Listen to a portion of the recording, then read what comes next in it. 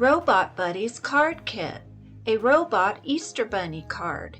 The Robot Buddies card kit from Stampin' Up! Has everything you need to create 9 fun robot-inspired cards. It has all the elements that our 2-year-old grandson loves: robots, gears, mechanical parts. And I knew I wanted to use the kit to create a robot bunny for his Easter card. Because I wanted the ears to be behind the robot's head, I created a mask of the head using a Post-it note. I stamped the image on a Post-it note, then cut it out using scissors. Stamp the robot's body. Place the mask over the body, then stamp the ears over the mask. Remove the mask and stamp the robot's head in the space left by the mask. Stamp greeting and add to the card using dimensionals to pop it up.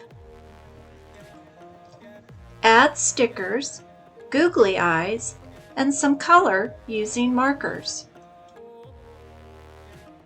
Done, and so easy. I think my grandson will like his Robot Easter Bunny card. The possibilities are endless.